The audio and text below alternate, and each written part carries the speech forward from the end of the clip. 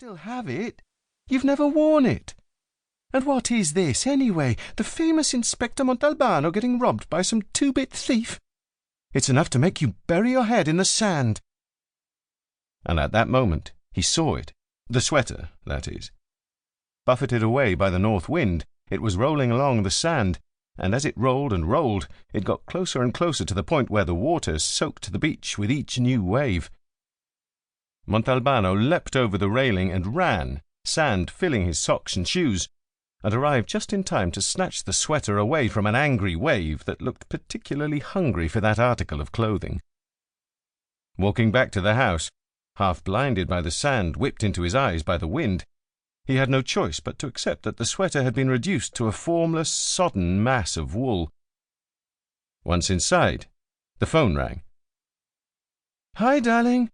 How are you? I wanted to let you know that I won't be at home today. I'm going to the beach with a friend." "You're not going to the office?" "No, it's a holiday here. Feast of San Giorgio, patron saint of Genoa."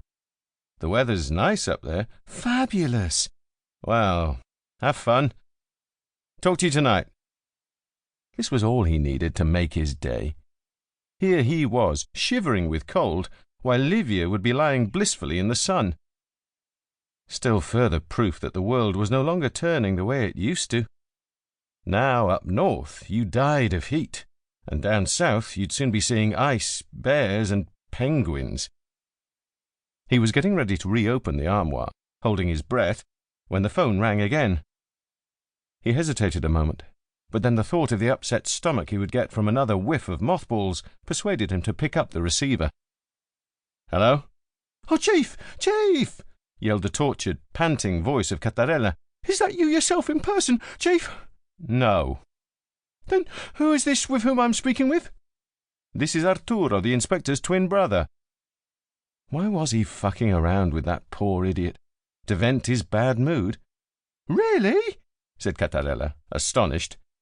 "Excuse me, Mr. Twin Brother Arturo, but if your inspector's like round about the house, could you tell him I need to talk to him?" Montalbano let a few seconds go by. Maybe the story he'd just invented could come in handy on another occasion. He wrote down on a piece of paper, "My brother's name is Arturo," then greeted Cattarella. "Here I am. What's up?" "Oh, Chief, all hell's breaking out. You know the premises where that broker Gargano got his office?" "You mean Gargano?" "Yes. Why, ain't that what I said? Gargano." "Never mind, I know where it is. What about it?" "What about it? It's a man with the guns about it. Sergeant Faccio seen him when he was just chancing to be passing by chance. Looks like he's got a mind to shoot the lady that works there. Says as how he wants all the money back that Gargano stole from him, or he's going to kill the lady." The inspector threw the sweater on the floor, kicked it under the table, and was out of the door. The time it took to get in the car was enough for the north wind to send him into seizure.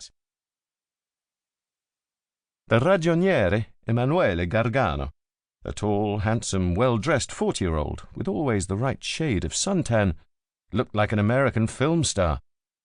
He belonged to that short-lived breed of businessmen that is the fast climber. Short-lived, because by the age of 50 they're already so worn out that they're ready for the scrap heap, the latter being a favourite expression of theirs.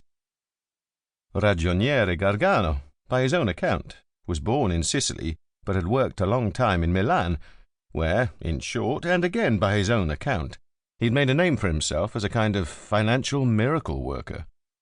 Then, judging himself sufficiently famous, he had decided to go into business for himself in Bologna, where, still by his own account, he'd brought fortune and happiness to dozens of small investors.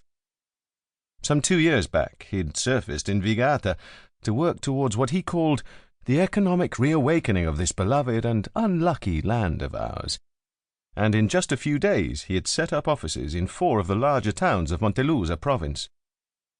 He was a man who was never at a loss for words, and had great powers of persuasion over everyone he met, always with a big, reassuring smile on his face. In a week's time, spent racing from one town to the next in a shiny, eye-popping luxury car, a kind of lure for his prey, he had won over about 100 clients, average age 60 or more, who had turned their life savings over to him. After 6 months had passed, the aging pensioners were called in to pick up, risking